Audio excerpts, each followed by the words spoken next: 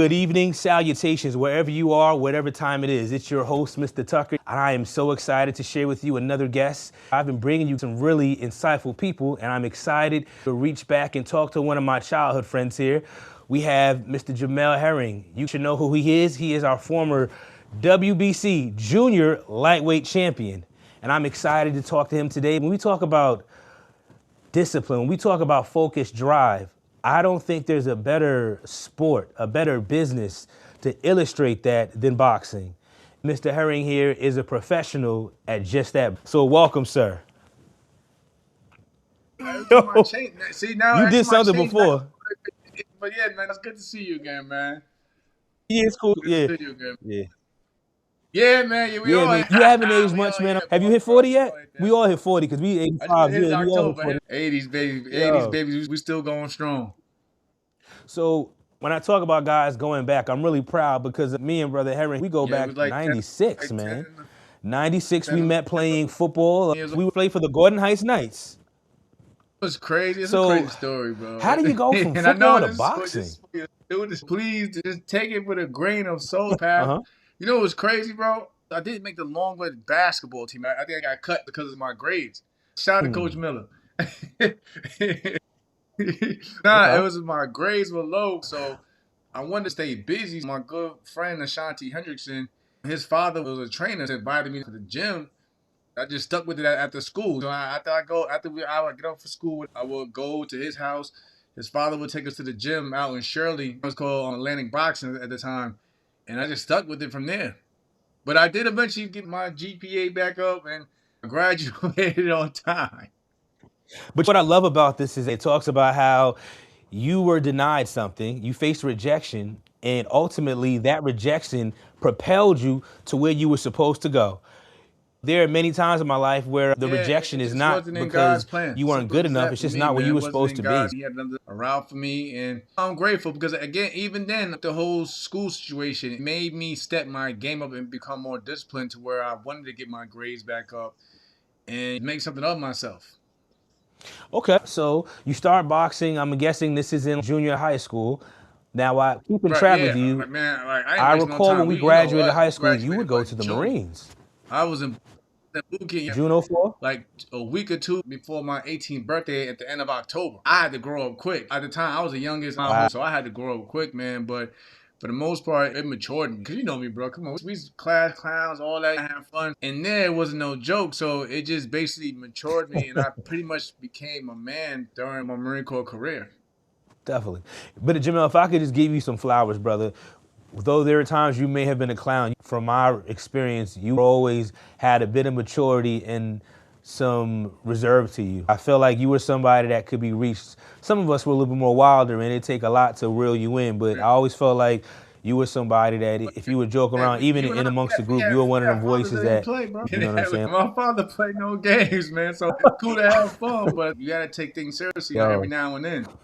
Yeah, I told my dad that he may have ruined a great potential because I grew to be about 6 feet. I'm around 200 pounds when I train. I'm like, you probably had a football player in me, but like you said, you was too hard on me, man. You broke me out of that sport. Like we was in varsity at the time. I'm like, yo, this is Pee Wee. Yeah. Y'all too hard on this, man. I'm Coach Payne and all them dudes back in the day, man. Exactly. Yeah, Coach Payne, man, I remember him. Cool dude. So you go from Longwood to the Marines.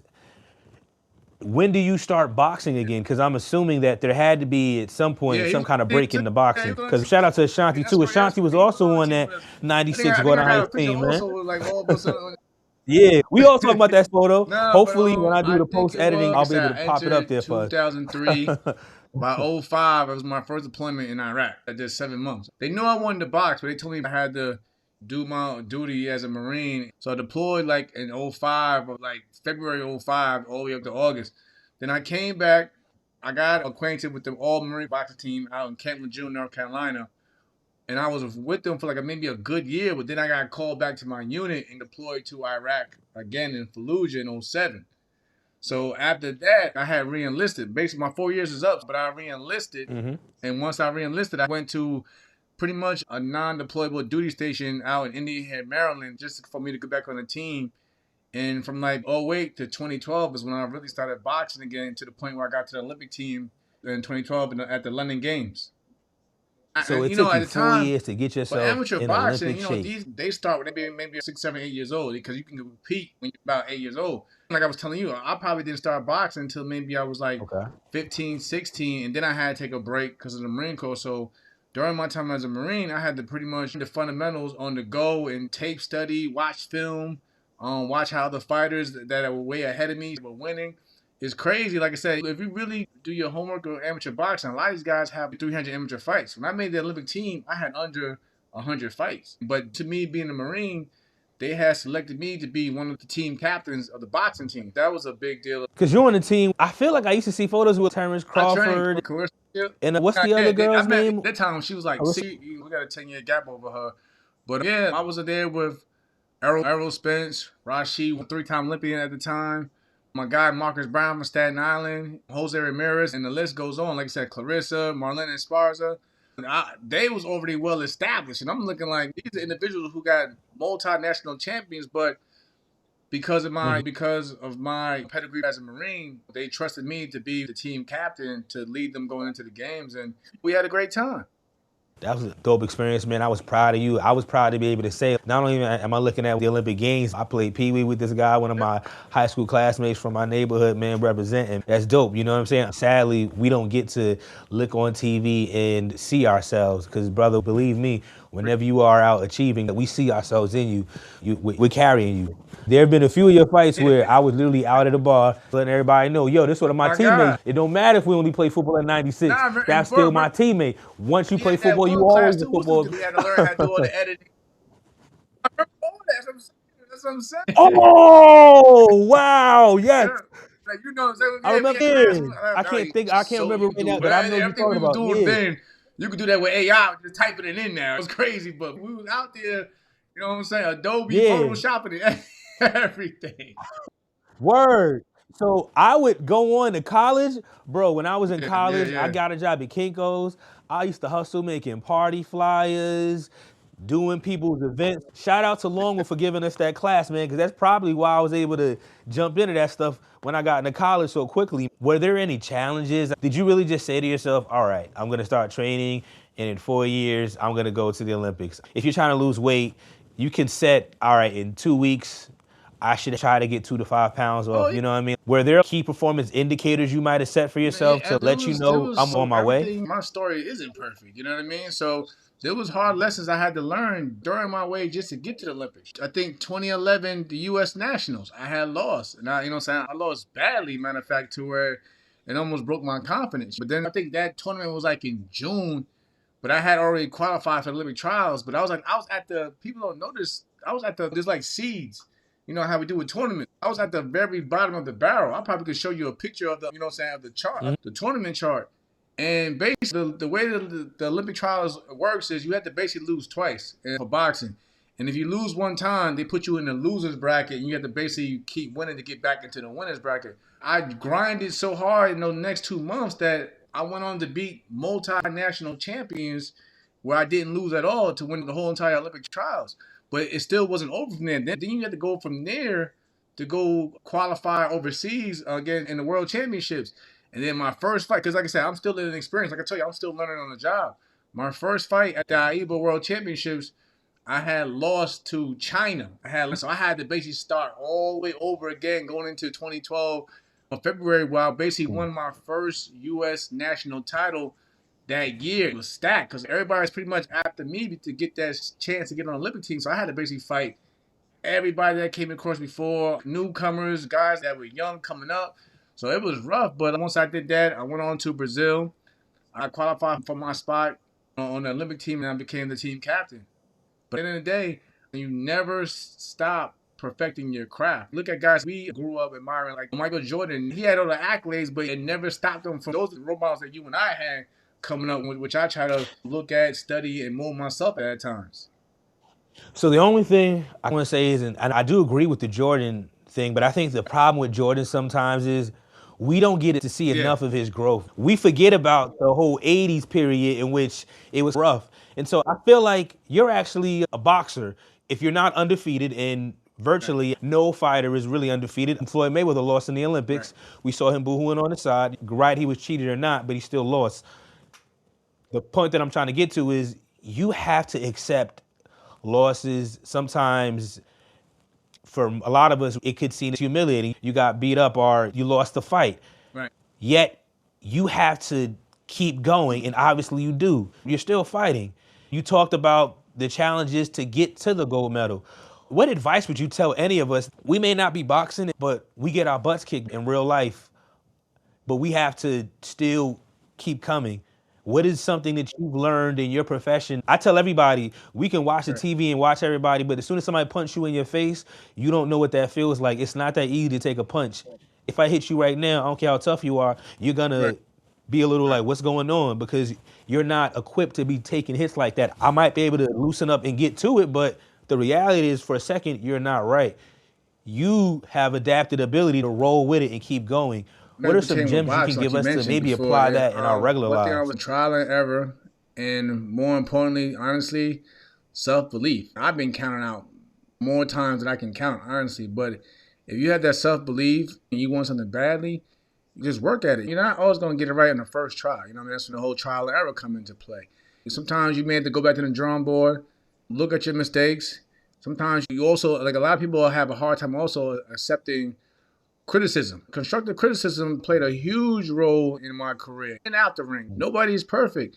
And sometimes people just want to see you do better and help. You got to take it on the chin, learn to have thick skin and take some criticism at times. So for me, again, man, just never give it up on yourself, because the minute you give up on yourself, I feel like it's over. You got one foot out the door and it's over from there. I never wanted to be that individual that says, what if? Because like I said, you never want to be that person. Because again, you may look at somebody, you could look at somebody that you know or came up in the same field and see how far they went, and then you be that guy like, man, I could have been there. What if I never wanted to be that person? Even if I failed over and over, at least I could say I tried and gave it my all. Hunger and that dog in you, go for it. Who's to stop you? The only person that can stop you from doing what you want to do is yourself. But you would never want to be that guy to look down 5, 10, 20 years later and be like, man, what if I would have just stuck with this and kept going?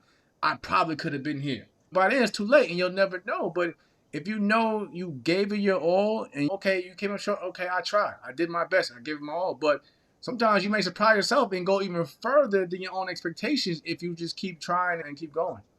Nah, I totally. Can you share a moment that you feel like people counted you out, you really overcame that's a really proud, one of those resounding moments where your life just showed you like, yeah, I'm really him? Back in 2009, I didn't want to do anything. My first daughter, she passed away at 2 months from SIDS. And it took the people around me, the Marines I served with, my friends and family, to get me out of that dark space in time of my life. And from there, I actually took a tragedy and turned it into motivation, even to this day. If you look closely at all my fights and my fight trunks, I have her name on my trunks as a reminder. If I'm going through a hard fight, I can look down and be like, okay, I've been through worse. This is the reason why I fight. So I've learned over the years to turn a lot of things that people can take as, this is it, this is the end, and into a positive. Before I won my first world title, I had suffered 2 defeats. And like I say, boxing, sometimes you take one loss and they want to write you off. I've been written off before, but again, like I've mentioned before, I didn't care what nobody said. I believed in me. I didn't care. Okay, I'll fall. Okay, I fell again. But at the same time, I knew that I had it in me to be something special. I just had to maybe do things a little different and go back to the drawing board and just dig a little deeper. And like I said, I never forget, they took my story, even with ESPN, as, okay, he finally got to the world title fight, but at least we could say he finally got there. And I was like, no, I'm not going to just sit there and say I got there and I'm happy with that. I wanted to go on, get the title, and go even farther. So again, my first title defense, I fought Lamont Roach. Lamont Roach just gave Gervonta Tank Davis one of the hardest fights of his career. You know what I'm saying? I was going to talk about that. I'm the only one to have that win over Lamont Roach. Even guys like superstars that people look at like Tank Davis, some people feel like he lost that fight. But I pushed myself to win that. I feel like he lost that fight. I went overseas to fight a man like the Carl Frampton. 2016, Carl Frampton was Fighter of the Year. He was Fighter of the Year by Ring Magazine, which is a big prestige. 2016, Jamel Herring suffered his first loss July 3rd, 2016. When me and Carl Frampton met each other in 2021, he was already a 3-time world champion in 2 weight divisions. I was just there as the guy with the belt. The whole event was built around Carl Frampton, and I went out there and knocked Carl Frampton out in 5 or 6 rounds. So you know what I mean? So again, like I said, one thing I was always told, even as a fighter, it don't matter if this guy across from you or whoever got 100 wins or whatever. He could have fought 100 bums, but he never fought one of you. That's how you got to look at it. I don't care who you beat, you never came across me. How does it feel to have a moment like that? This guy's got all this bravado going for him, and you just knock him out. And it's like you just snatch the victory. What does that feel like? And again, I didn't brag. I didn't boast. I was humble. I hugged him. Thanked him for the opportunity because he didn't have to fight me. He already had his career cemented. He'll probably be a Hall of Famer someday. But again, it was just one of the moments where I know I put in the work, and I was just grateful for the opportunity and grateful to be where I'm at because, again, if I would have given up on my goals and my dreams, who knows where I would have been today. You know what I mean? Like I said, I could have given it all up in 2009 and just went a whole different path. But like when you and I spoke in the beginning of this, when we started speaking, sometimes God has different plans for us, you know what I mean? And God set me on a different path, and I didn't give up. I just kept it going. Let me ask you something else, because I've always struggled with this. And I think it really made me realize, like, yo, this is hard. How do y'all deal with the trash talking? Because sometimes once you had your title and you was in a light, like your press conferences started to get a little bit more engaging. I knew I'm going to be honest. There. I still have a chip in my shoulder when it comes to Shakur Stevenson. Man, you know what it is, bro? Are you cool with him? Yeah, so you cool with him. I gotta be cool with him. And not that I can really do anything about it, brother. I know. I'm just saying. But you was talking about my man's, and I be mature and put things to the side. Like I love Shakur, man. I can talk to him right now. He came to me at the end of the night and he apologized for everything. For everybody that doesn't know, we speak all the time. You know what I mean? Matter of fact, I actually plan coming to New York at the end of this month to support him in his fight against my other boy, Teofimo Lopez. So again, but nah, you had to be mature. And like, I tell people, I don't ever hold grudges. Even when it comes to family, you don't want to hold grudges because, let's be real, look where we came from. And it's sad to say, a lot of people we came up with are not here today. Think about everybody, whether we got along or not, and you never want to see anyone go out early, especially at a young age. We're still young, but a lot of people aren't with us today. I always tell people, and even kids that I mentor, never hold grudges. You don't have to forget. You can forgive and don't forget. Especially when it comes to family, you don't want to hold grudges. It could be something over the smallest thing, and then boom, tomorrow they're gone, and you never got your chance to really speak your mind or what was in your heart. To make peace, and they don't want to accept it. Hey, at least you can say you tried. If it's something real petty, and like I said, again, it's trash talk, it's a fight, I get it. Emotions are involved. He feels like he wants something that I have, whatever, cool. But again, we put it to the side. We speak all the time, and like I said, I support him. He supports what I do, and we just moved on from there. Again, that's what I admire about your sport. I think you guys demonstrate masculinity at the highest degree. I would say maybe football, basketball, or UFC, but even some of those guys, they don't necessarily have to outwardly express themselves the way that you guys will, because it's just you two. Yeah, I also saw that you were commentating. You know, are you still gonna do that, or? I'm with Crystal Apple, and she definitely wants me to take a desk job and comment. But I love commentating because I love sharing my knowledge of the sport and giving my insight with everything. I sit there and maybe have someone learn and see what they may not be seeing correctly, or they don't understand. I can break it down to them. I love doing like that. Yeah, I definitely still do commentating. And hopefully, once I'm done what I'm doing now, I can make a commentating a full-time career. Yeah, I was going to ask next. I know you have a fight coming up. 17th. I thought I looked it up. I don't have that date in front of me right now. Hold on. Yeah, your fight is Saturday, and at the end of the month is Shakur. But yeah, mine is the 17th at the Mohegan Sun in Connecticut. And his is at the end of the month against my boy Teofimo Lopez at the Garden. How much longer are you looking to fight for? I'm just taking it one at a time, man.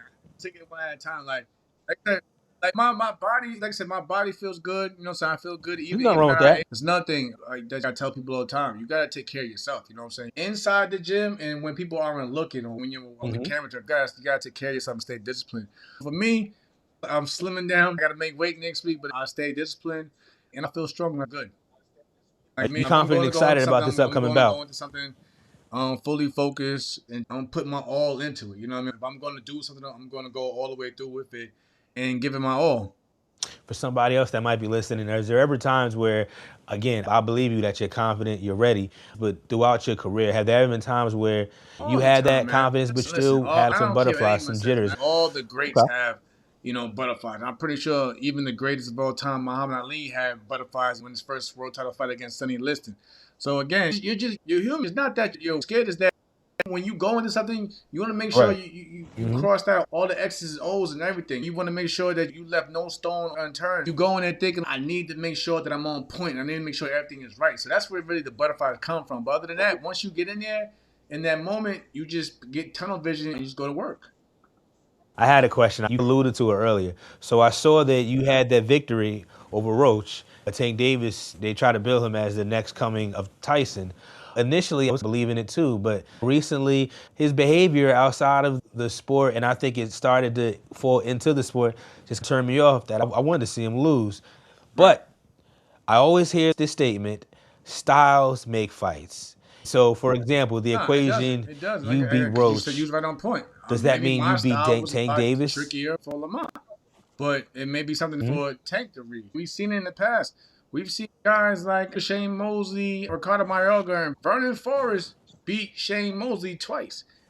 But Vernon Forrest went on to lose to I remember he that. went on to lose to Mayorga twice. He got Shane rocked by Mosley came Mayorga. back and beat him. Exactly. So that's a perfect And then example right there. Mosley So rocked it's not saying Mayorga. that I can't beat him, but just that you can't always go based off Yeah. with somebody who lost or beat. And it doesn't. That's not how boxing works. That's not even how. I don't think it's how any sport works or anything you do in life works. Yeah, it's not how. That's what I was going to ask you next. Think about it. How styles make And like fights. a lot of people don't really go off of Michael Jordan when he had to go through in the '80s. Michael Jordan had a rough time getting out the East, but we pretty sure we all seen him beat guys out there in the West, you know what I'm saying, that was still beating the guy Michael Jordan was losing to. You know what I'm saying? It's all about it's all everything. You know what I'm saying? Ooh, So you should yeah. never what this individual did. If anything, because like I said before, you can be 100-0 with no losses, but at the same time, that individual never came across you, and you just may have the formula and style, not even just in boxing and whatever, you know what I'm saying, you put yourself through to be better than that individual. Even if it's for one night only, you still can have what it takes to have your moment and be great. It was a distinguished older black Yes. man on stage, and he was saying the greatest gift you have is your individuality. There's no one else like you. So if you can harness that, that is your most powerful, most precious gift. Is to harness who you are and find a way to unleash that onto the But world. I think even And that is the greatest thing that you Jay-Z can once do. said, everybody has a talent, but it's just up to you to harness and find that talent within yourself. You may have wanted to do this, but you were actually at this. You know what I mean? So you have to harness that talent. I know, like I said, I know a lot of people that would be an athlete, but they're greater at being a sports commentator. You know what I mean? So it's just one of those things. It's just one of those things where just because you may Yeah. have not succeeded in this doesn't mean that you're not in another area. You could probably be the best in that area than you thought you could be, but you never Yeah. find out because you never took time to harness that greatness within. Yeah, it's funny. I'm a communications professor. Shout out to my class at Lansdowne High School. I was telling them about my life, and early on in my life, I used to be a banker. I had my Series 663, so I was legit doing my thing, but I didn't like it. I couldn't talk to people smoothly. I would stutter when I was making my recommendations. I just generally was not happy. I felt like it wasn't genuine work. I tell people all the time, you can absolutely work in finance and still help people and do good, honest work. I just don't think I could. I remember I was talking to them about the work I used to do, and I was like, you see how smooth I can talk to you about investments, Roth IRAs, and investing with I'm a mortgage broker, and how smooth I can do that now? It's because I really love being a communications professor, but I hated being a banker. Like, you can do it, but it just wasn't for you. Yeah. It doesn't make you less in your heart. You found your way. Like I said, trial and error. You found your footing, and you're happy with where you're at. Absolutely. This podcast is for my mentoring company, Just Inspire Mentoring, and that's really what we're all about, helping people find their purpose. In our mentoring, we mentor from something called the 6 circles of purpose. There are 6 domains that if a young man or a young lady for that matter, focus on these domains, this will help you find out what your purpose is. The domains are health, but I consider health to be your mind, body, your emotional grounding. You know what I'm saying? So that could be your spirit. Travel, you got to be exposed. Travel ain't just where you go, but it's what you're reading as well. You know, your career, that's like your calling, your direction, right? What are you doing? Where you going? Because I feel like in life, we can talk around it all you want, but everything that you do after school is directed at how you working. If you're working for yourself, entrepreneur, you go in that route, right? If you want to be a scholar, get into academia like me, you're going to college. If you just want to work, you got to survive. All these things are going to be driving what you do. So again, that's why I think that career circle is so important. Then finances, and I connect my finances with discipline because I think the two run hand in hand.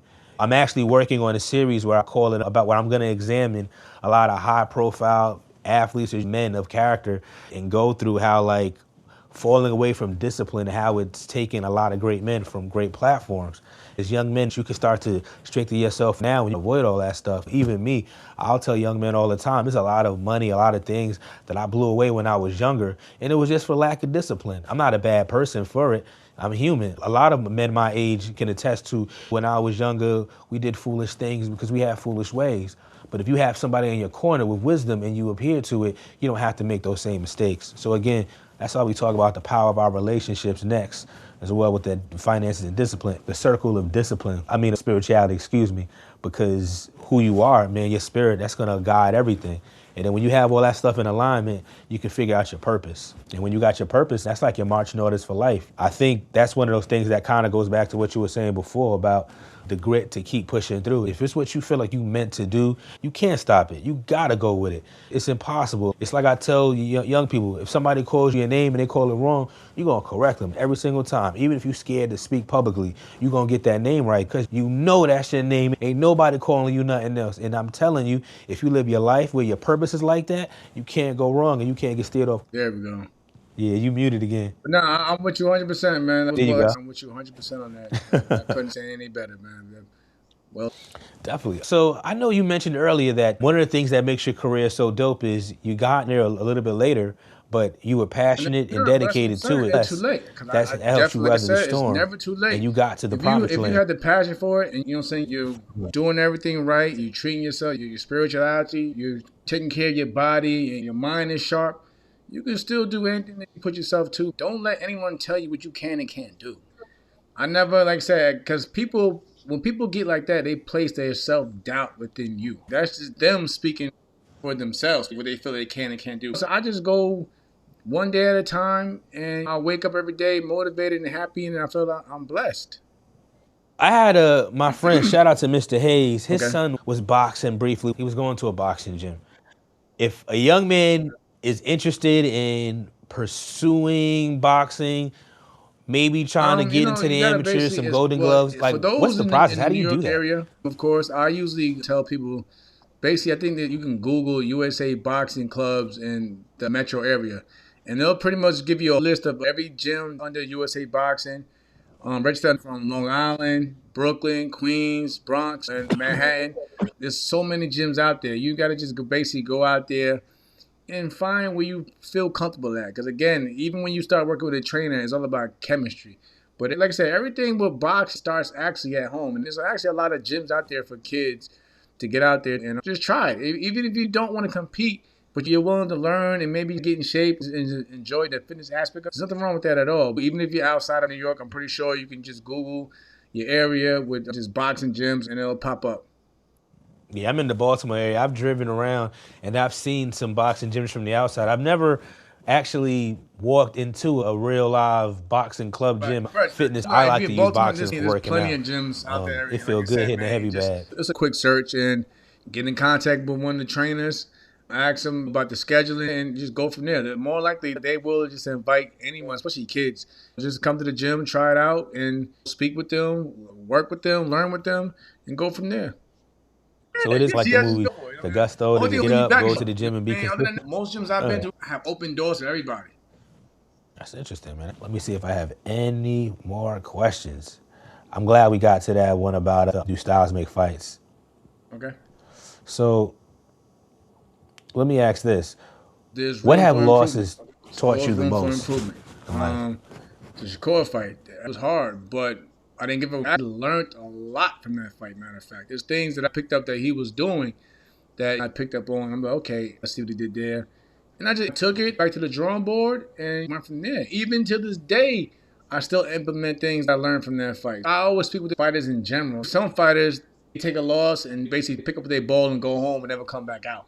But then you got some fighters that just, they take the loss, okay, take a little bit of time off, regroup, have the discipline to actually admit, okay, what did I do wrong here? What did I do wrong?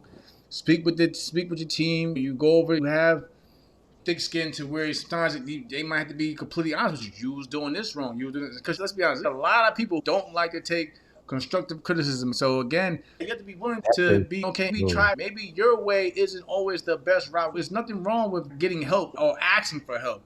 For me, I failed at that test, but I didn't give up myself, okay, what can I do to get better or fix the problem? And I just went from there. It sounds like you don't have an issue asking for help and taking feedback. What helped get you there? Because I don't think that's a natural thing for a lot of people. I don't know a lot of knowledge still. So you've always had this disposition. I'm not perfect, so what do you got to say? You've always been like that? Again, I still don't know it all. I don't have an issue. Yeah, that's what I said. You were more easygoing, so that align. What you're saying does align with my experience. For me, I'm easygoing, and I'm willing to learn. Even if I say something and I have the wrong information, I can be man to be like, you know what? My bad, I was wrong, my mistake. I appreciate you for correcting me. I don't take it as, oh, you trying to come at me. No, I'm like, okay, if I'm wrong, tell me. That's what I tell people all the time. Not even just taking criticism. You also got to have good people around you that pull you to the side and be like, you handled that wrong. You handled that situation. Just in life in general, you could have did better with that. The way you handled that situation was totally wrong. You got too many people out here, from athletes to entertainers, whatever.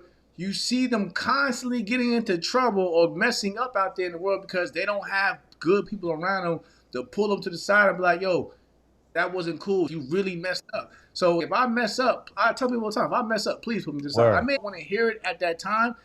I will greatly appreciate it, you know what I'm saying, as time goes on, because it's stuck in it's implanted in me and be like, okay, the last time I was in this situation, I handled it like this. Let me see if I do it this way, how things go about. And it just may go even better. I'm like, you know what? I appreciate you from that time we spoke and yada, yada, because I came across the same situation, but this time I handled it a different way. Who are some of the mentors that were most impactful in your life? I would say, for one, it all starts in the household, my parents. I never forget Crystal's father, Mr. Bernard Applin, who passed away a few years back. He always believed in me when I was a kid. I thought he was crazy. I'm not going to lie to you. I thought he was going to say, I was just a galaxy, bro. Like, I was short. I was real short. I just trying to get by every day, get through one grade at a time. We would have conversations on the side, and he would always tell me that he just seen something in me that I would be, you know what I'm saying, that I'd be great at. I didn't know then at the time what it was. I thought it was just somebody just trying to be nice to a kid, to uplift a kid. But when I look back, I never forget where I came from. I always remember those who pulled me to the side. And even when I didn't believe, because trust me, I didn't always believe in myself. I didn't always have self-confidence, but it was people that helped in my upbringing. I had good elders that, you know what I'm saying, that actually cared about me to see me do great. And like I said, one thing I remember forget, when I came back from graduation, I remember I went to visit Crystal, but she wasn't there. I ran into her father. And I had my uniform on. And he was just proud to see me in that place. That always sticks out to me to this day. And that was like 2004. It's 2026 now. I never forget where I came from. I never forget the people that you know what I'm saying, that actually believed in me. That's why I always feel like it's my responsibility to do the same thing for the generation now under us, to be a proper, decent role model. I'm not perfect. I still have my flaws. I still try my best to set a better example. And a lot of people don't know also, that's why when my first world title fight, I know I told you on the phone, but my colors that I wore was purple and gold because that was what we wore when we was kids. Is Go Down Heights nights. We was purple and gold. So it was just a thing for me to show respect to the people that actually started me out within sports and to never forget where I came from as a man. Next year, Gordon Heights is going to make 100 years, man. I love to be a part of some of their celebrations, man, because that's dope. Yeah. And there's a lot of talent that came out of that community, like yourself. And hopefully one day they'll say me too. I want to get back. But I've been trying for years to figure out, to that program, matter of fact, whether it's to get the kids new, because let's be real, bro, we ain't had the best gear. You know what I'm saying? But we did what we had. You know what I'm saying? We worked with what we had. The time we competed against, they was maybe getting new jerseys every year, new shoulder pads. For me, I'm still figuring out, trying to get with the right people to help get some sponsorship for the kids. Because again, we live in an era now, a lot of kids, I feel like a lot of kids are stuck in the house playing on devices. I want to see kids back outside. Kids Yeah. in this era are stuck in the house on devices. I want to see kids back outside, being productive. I'm trying to get Hey, them man. outside. I think getting young people thinking. Yo, you know what? I've actually started recording today. I posted the first video where I talk about the poem. I'm actually learning myself, so I'll be honored to teach you as I'm coming along too. Okay. I'm starting an event series. I'm gonna try to get it off this month. I call it Nightclub. I'll also DJ. So I'll play some hip hop music, try to get some guys to come through, just play some chess, teach us some strategies for every session. I'll Yeah, teach man, a little we're the definitely gonna basics. catch up, bro. And my goal is to build a chess team. But my final question before this thing messes up on us again. It's January 2026. Believe it or not, even though we're embarking on a new year, I know for a fact there are a lot of young men that might be going through challenges. They just might not find that belief. Life itself can be like a title fight, and they might really believe they are down and out on those cards. What would you say to a young man right now if you had the opportunity to Never speak give some up on life yourself, for into someone that starters. feels full of defeat? 2025 for me actually was a rough year, man. It was a rough year, but I could have thrown in the towel. Same. I had great people around me that actually cared and loved me. You may feel down, but trust and believe there's somebody out there that wants to see you succeed and do well. There's somebody out there who really loves you. Even if you don't see the strength within yourself at the time, you are a lot stronger than what you may think. Never give up. Take one day at a time. Little progress is better than no progress at all. Over time, you will get back to where you need to be at. You will climb over those challenges. Absolutely. Mr. Herring, thank you so much for your time. Everyone that listened, thank you so much. Remember, champions are not just built in the ring, they're built in life Appreciate you, over bro. time. So hang in there, guys.